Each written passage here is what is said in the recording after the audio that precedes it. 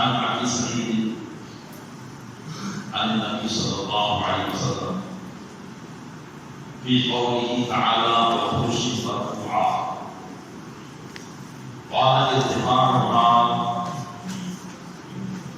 لكما بين السماء والأرض مسيرة 500 سنة.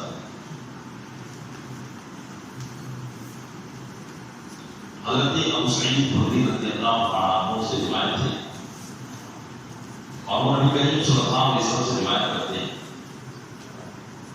اللہ عز و جل کا فرمان ہے جنت اور جنت کی چیزوں کی تعریف کرتے ہوئے تو فرمایا کہ فروشی مرفوعہ یعنی اور بلند فرش. تو سرکار دو عالم صلی اللہ علیہ وسلم نے اس کی تفسیر میں یہ ارشاد فرمایا کہ بلند فرش سے کیا مراد ہے. یعنی جنت میں بلند فرش ہوں گے, بلند بچھونے ہوں گے, تو اس سے کیا مراد ہے یا اس بلندی سے کیا مراد ہے. تو فرمایا علیہ السلام نے کہ ان بچھونوں کی بلندیاں ایسی ہوگی جیسے آسمان اور زمین کے درمیان کا فاصلہ ہے, یعنی 500 سال کی مسافت. اور علماء اس حدیث پاک کی وضاحت اور شرح میں فرماتے ہیں کہ یا تو کیونکہ آپ نے سماعت کیا کہ جنت میں 100 درجے ہیں اور ہر درجے کے درمیان اتنا فاصلہ ہے جتنا آسمان اور زمین کے درمیان فاصلہ ہے. ایک روایت کے مطابق یہ ہے. اور اگر اللہ چاہے تو ایک ہی درجے میں تمام لوگ سما جائیں, لیکن اللہ تعالیٰ سب کو بڑے بڑے علاقے, بلکہ جیسا کہ گزشتہ روایت میں آپ نے سنا کہ ایک ایک جنتی کو پوری دنیا اور دنیا سے 10 گنا زیادہ فرمائے گا ایک ایک جنتی.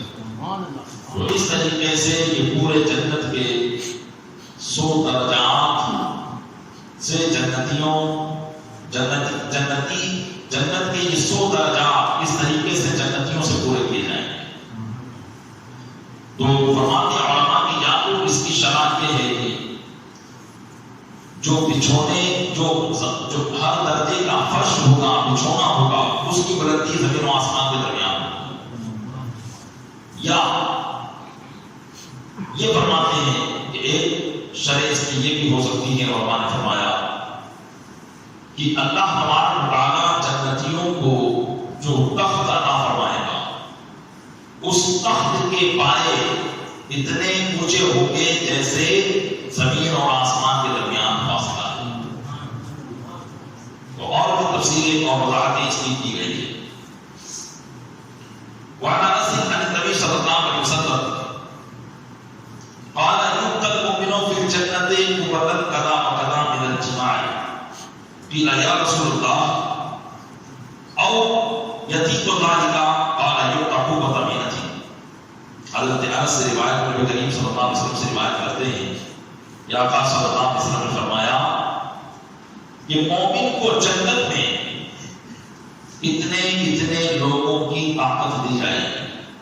اشارے سے فرمایا اتنے لوگوں کی. تو عرض کی گئی یا رسول اللہ صلی اللہ علیہ وسلم کیا اتنے لوگوں کی طاقت دی جائے گی, یعنی کتنے لوگوں کی طاقت دی جائے گی. تو فرمایا یعطی قوۃ مئۃ, ایک مرد کو 100 مردوں کی طاقت دی جائے گی. یہ جنتی جو ہے جوانوں کی طاقت کا عالم ہوگا. وعن کیونکہ ظاہر سی بات ہے کہ تمام نعمتوں کا افادہ اور ان نعمتوں سے استفادہ اسی وقت ہو سکتا ہے جبکہ جسمانی قوت بھی ہو, ورنہ انسان کے پاس ساری نعمتیں ہوں اور قوت ہی نہ ہو تو وہ نعمتوں سے فائدہ اٹھا نہیں سکتا.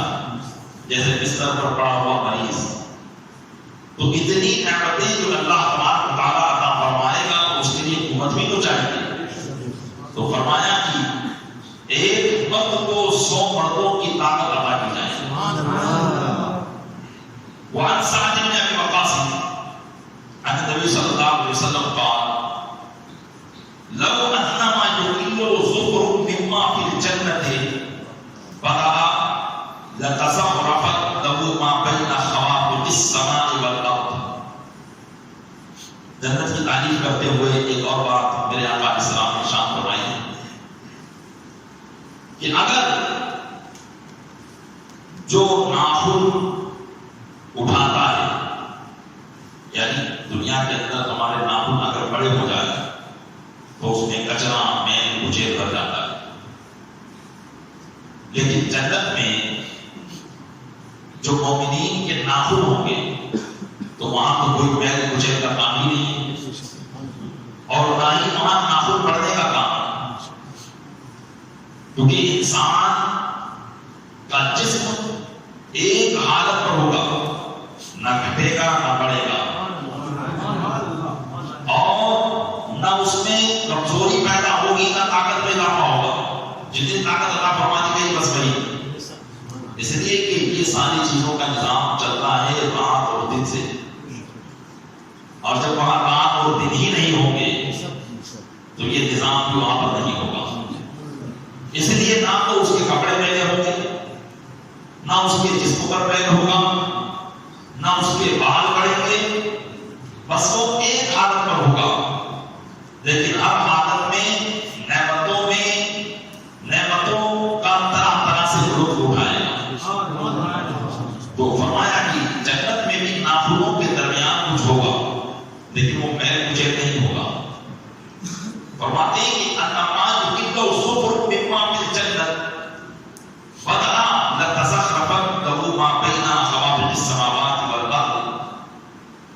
جنت میں جو ناخن جسے اٹھائے ہوئے ہوں گے، یعنی ناخنوں کے درمیان وہ چیز ہوگی، اگر وہ ظاہر ہو جائے تو آسمان و زمین کے کنارے ان سے روشن ہو جائے. ایک جنتی کے ناخن کے اندر جو شے ہوگی، اب وہ اللہ ہی بہتر جانتا ہے کیا ہوگی، لیکن وہ شے اگر ظاہر ہو جائے دنیا میں تو آسمان اور زمین کے کنارے جو ہے مزین ہو جائے، سور جائے ان کی خوبصورتی کی وجہ سے. اندازہ لگائے کہ جب ناخنوں کے درمیان کی چیز کا یہ عالم ہوگا تو پورے جنتی کے جسم کا کیا عالم ہوگا. اس لیے کہ جنتی کا جسم جو ہے وہ عام جسم نہیں ہوگا، ہم اس کا تصور کر ہی نہیں سکتے. لاکھوں سورجوں کی روشنی اس کے سامنے باندھ پڑ جائے، ایسا جنتی کا جسم ہوگا. اور ایسے جسم کو دیکھنے کے لیے اللہ تبارک و تعالیٰ ویسی آنکھیں بھی عطا فرمائے، ورنہ تو ہم دنیا میں ایک سورج کو نہیں دیکھ سکتے. اور وہاں جو جنتی کا جسم ہوگا اللہ وجل کی طرف سے ملنے والی خوبصورتیوں کا وہ مجموعہ ہوگا، اور پھر اس کو دیکھنے کے لیے آنکھیں ویسی ہوگی. پھر فرمایا وَلَوْ أَنَّ رَجُلًا مِنْ أَهْلِ الْجَنَّةِ اطَّلَعَ فَبَدَا أَصَابِعُهُ لَطَمَسَ ضَوْءُهُ ضَوْءَ الشَّمْسِ كَمَا تَسْبِسُ الشَّمْسُ ضَوْءَ النُّجُومِ.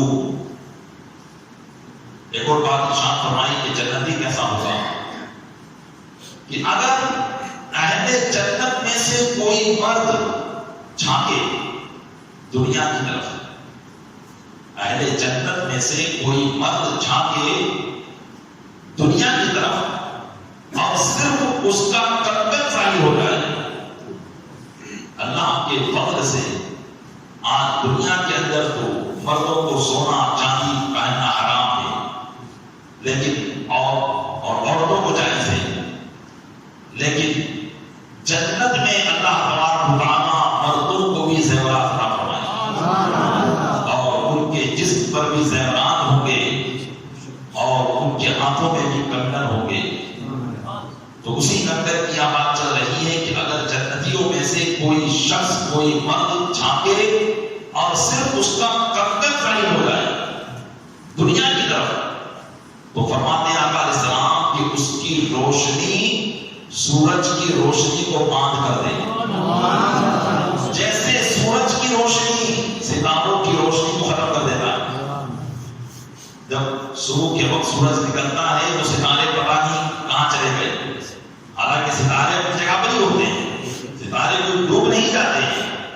سورج کی روشنی اتنی تیز ہوتی ہے کہ ستاروں کی روشنی مان پڑ جاتی ہے. تو فرمایا کہ جنتی کا خالی کنکر اگر مائل ہو جائے تو سورج کی روشنی اس کنکر کے سامنے مان پڑ جائے. یہ عالم ہوگا اس کے زیورات کا. وعن ابی ہریرہ قال قال رسول اللہ صلی اللہ علیہ وسلم اہل الجنت جرد مرد کحلا لا یفنا شبابهم ولا یبلا ثيابهم. حضرت ابو ہریرہ رضی اللہ تعالیٰ عنہ سے روایت میں کہا کہ رسول اکرم صلی اللہ علیہ وسلم نے فرمایا کہ جنتی بے بال ہوگا اور امرد ہوگا، یعنی اس کے جسم پر سوائے سر کے اور کہیں بال نہیں ہوں گے. اس لیے کہ بال روئے سے جتنا زیادہ ہوتا ہے انسان کا جسم بھدا ہونے لگ جاتا ہے، لیکن سر کے بعد کی خوبصورتی ہے انسان کے جسم کی. تو سر کے بال تو ہوں گے لیکن اس کا پورا جسم بے روئے کے ہوگا. اور فرمایا مرد یعنی امرد ہوگا، مطلب نہ تو اس کی داڑھی ہوگی نہ پونچھ ہوگی. دیکھیے داڑھی آ جائے اور اس کو مڑوانا یہ ایک الگ چیز ہے، اس لیے داڑھی مڑانے والے اس سے دلیل نہیں پکڑ سکتے کہ دیکھیے جنت میں بھی آدمی بغیر داڑھی کا ہوگا. یہاں یہ مراد نہیں ہے، بلکہ وہاں ایسا ہوگا جیسے عورتوں کی تھوڑی یا نابالغ بچوں کی تھوڑی. یہ نابالغ بچوں کی جو گال ہوتے ہیں نہ تو اس پر کچھ بال ہوتے ہیں نہ پونچھ ہوتی ہے، بس اسی طریقے سے جنتی کا چہرہ ہوگا. اور فرمایا کہلا، ان کی آنکھیں سرمئی ہوگی، یعنی سرما لگائے بغیر آنکھوں میں ایسا محسوس ہوگا جیسے سرما لگایا ہوا ہے. اور یہ سرمئی آنکھیں کبھی ختم نہ ہوگی، نہ تو ان کے کپڑے فنا ہوں گے نہ تو ان کی جوانی فنا ہوگی اور نہ ہی ان کے کپڑے کبھی میلے ہوں گے.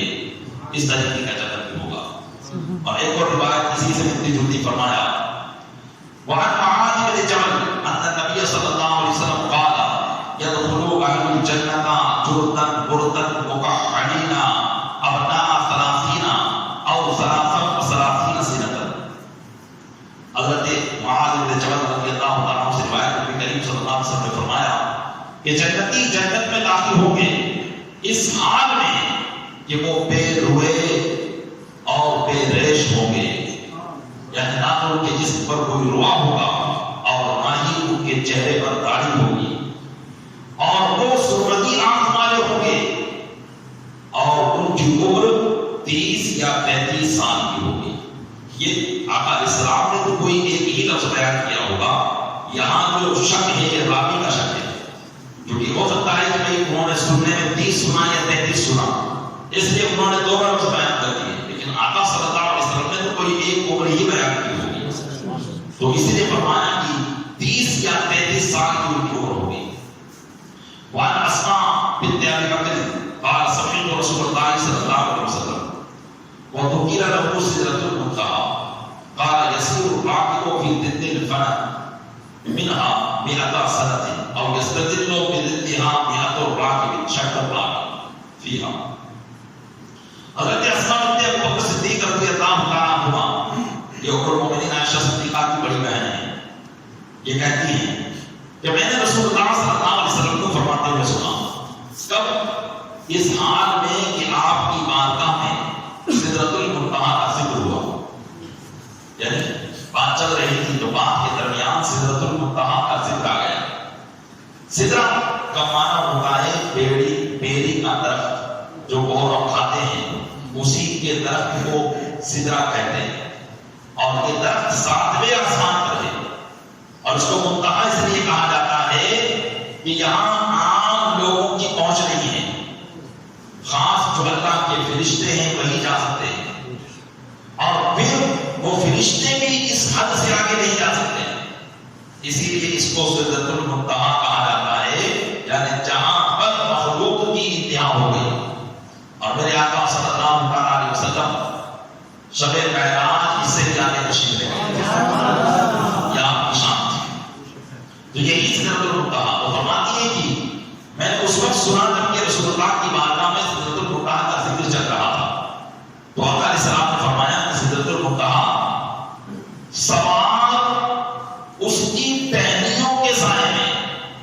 وہ درخت کتنا بڑا ہوگا اس کا تو اندازہ لگایا نہیں جا سکتا.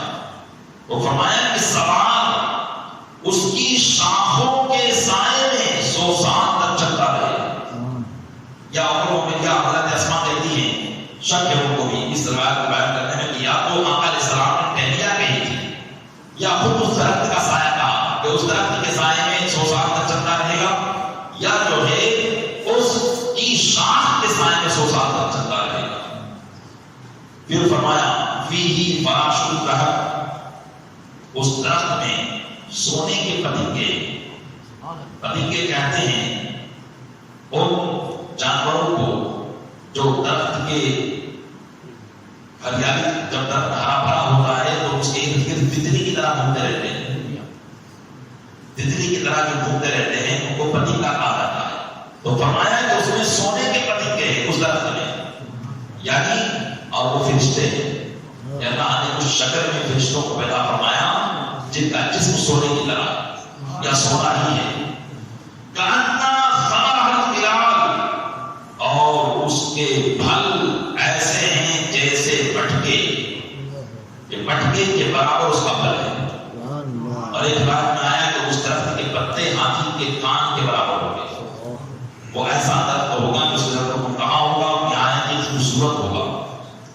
وعن انس قال رسول اللہ صلی اللہ علیہ وسلم پر کوثر, حضرت انس سے روایت انہوں نے کہا کہ رسول اکرم صلی اللہ علیہ وسلم سے پوچھا گیا کہ یا رسول اللہ کوثر کیا ہے, کوثر کس کو کہتے ہیں؟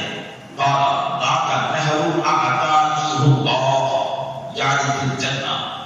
آقا علیہ السلام نے فرمایا کہ یہ ایک نہر ہے جو اللہ مجھے عطا فرمائے گا اور وہ جنت میں ہوگی. اشد بیاضا من اللبن واحلی من العسل. پھر فرمایا کہ وہ نہر, اس کا پانی دودھ سے زیادہ سفید اور شہد سے زیادہ میٹھا ہوگا. فیہ طیر اعناقها کاعناق الجزر, اور اس میں ایسے پرندے ہوں گے اس حوض پر چہچہاتے, جیسے جہاں پانی ہوتا ہے تالاب ہوتا ہے وہاں پرندے گھومتے رہتے ہیں, چکر لگاتے رہتے ہیں.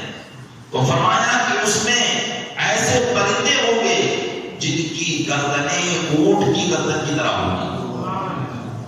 قال عمران هذه لناعمة, تو ایک صحابی رسول وہاں موجود تھے, انہوں نے جب حوض کوثر کی خوبصورتی سنی تو کہنے لگے یا رسول اللہ یہ تو بڑی نعم و نعمائش کی بات ہے, یہ تو بڑی آرام کی بات ہے, ایسی ایسی نعمتیں وہاں ملے گی. قال رسول اللہ صلی اللہ علیہ وسلم اکلتها انعم منها. آقا علیہ السلام نے فرمایا کہ اس کے کھانے اس سے بھی زیادہ لذیذ اور اس سے بھی زیادہ آرام بخش ہوں گے. وعن بریدہ ان رجلا قال یا رسول اللہ هل فی الجنة من خیر. دیکھیے صحابہ کرام کے آقا علیہ السلام کی بارگاہ میں اپنی پسند کے مطابق سوال کرتے تھے. تو ایک صحابی کو گھوڑا بہت پسند تھا, جیسے کہ ہم بھی دنیا کے اندر کچھ نہ کچھ شوق رکھتے ہیں, فلاں گاڑی کا, فلاں گھر کا, فلاں جگہ مکان کا, اور یہ اچھی نیت کے ساتھ ہو تو بہت اچھا ہے, جبکہ اس کو حاصل کرنے کے لیے کوئی حرام کام نہ کرنا پڑے. تو ایسے ہی ان صحابہ رسول نے عرض کیا حضرت بریدہ سے. حضرت بریدہ کی روایت ہے کہ ایک شخص نے کہا کہ یا رسول اللہ کیا جنت میں گھوڑے بھی ہیں؟ کیا جنت میں گھوڑے بھی ہوں گے؟ شارحین کہتے ہیں کہ ہو سکتا ہے کہ ان صاحب کو گھوڑوں سے بڑی محبت ہو اور گھوڑوں کا شوق ہو. قال ان اللہ ادخلک اللہ الجنة, ان اللہ ادخلک الجنة فلا تشاء ان تحمل فيها على فرس من یاقوتة حمراء یطیر بک فی الجنة حیث شئت الا فعلت. آقا علیہ السلام نے فرمایا کہ اللہ تجھے جنت میں داخل کرے. میں نے یہ ارشاد فرمایا کہ اللہ تجھے جنت میں داخل کرے گا تو تو اس میں کیا سرخ یاقوت کے گھوڑوں پر سوار ہونا نہیں جانے گا؟ وہاں یہ دید والے گھوڑے نہیں ہوں گے جن کی دید نکلتی ہے یا گندگی جو کرتے ہیں, بلکہ وہاں تو سرخ یاقوت کے گھوڑے ہوں گے. پھر فرمایا یطیر شئت،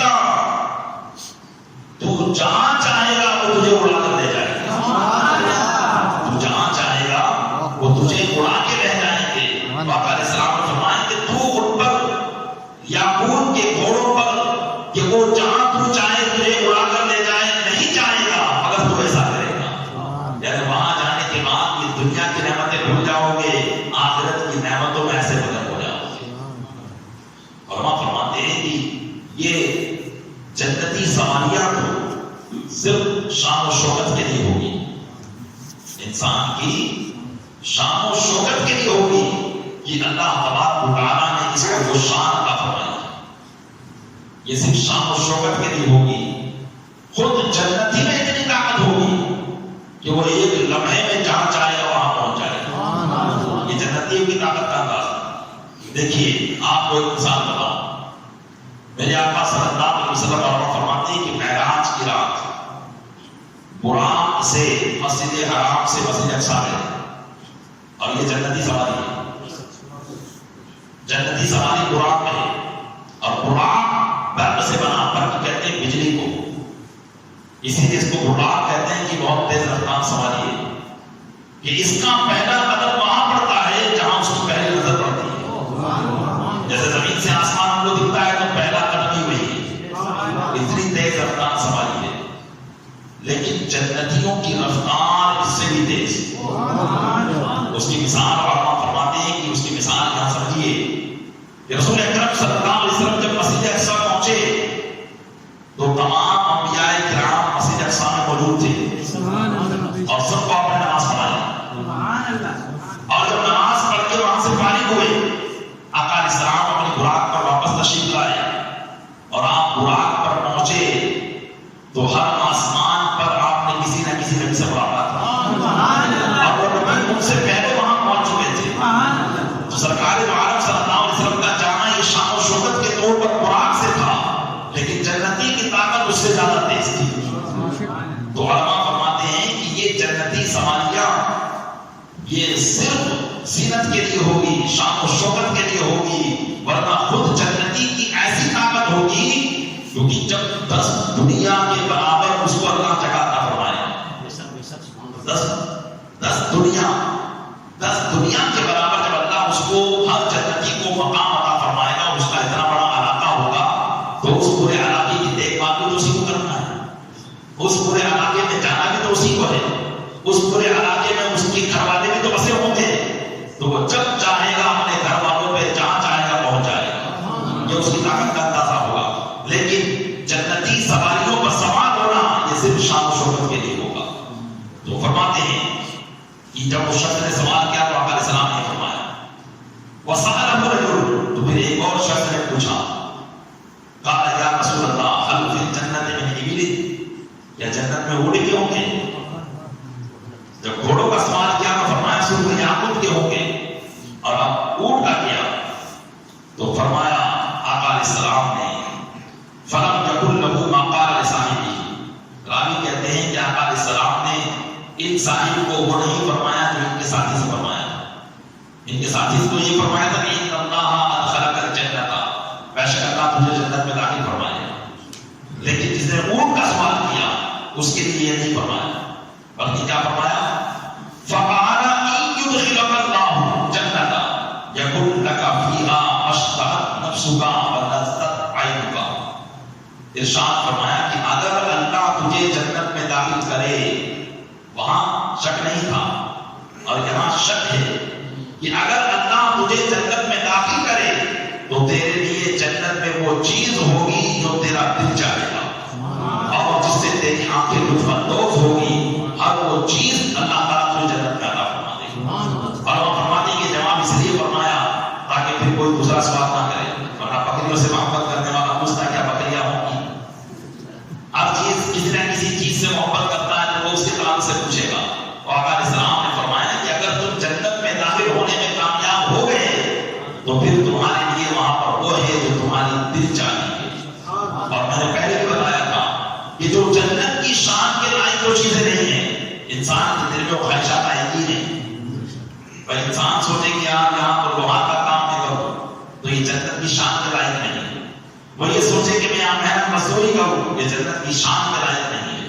برے سوچے کہ میں دنیا کے گھوڑے یہاں چلاؤں، یہ جنت کی شان کے لائق نہیں ہے. تو ایسی خواہشات اس کے دل میں پیدا ہی نہیں ہوگی. وہی خواہشات پیدا ہوگی جو جنت کی شان کے لائق ہوگی. یعنی جب اللہ کی عطا میں اضافہ ہوگا تو انسان کا ضرف بھی بڑھ جائے گا. ہمارا ضرف دنیا کے اندر بہت کم ہے. ہم کیا مانگتے ہیں اللہ سے؟ ہم یہ مانگتے ہیں کہ کاروبار چل جائے.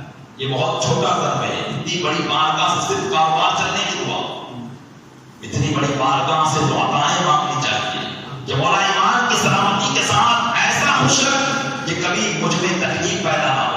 اب میرا حساب کتاب جنت میں داخل فرما دے. اس کی شان کے آگے تو یہ بھی بہت کم ہے. تو جنت میں ضرف بھی ایسا ہی ہو جائے گا، انسان کا برتن بھی ایسا ہو جائے گا، دل بھی ایسا ہی ہو جائے گا کہ جیسی عطا ہوگی، جیسا سوال ہوگا ویسی عطا ہوگی، اور جیسی عطا ہوگی ویسا سوال ہوگا.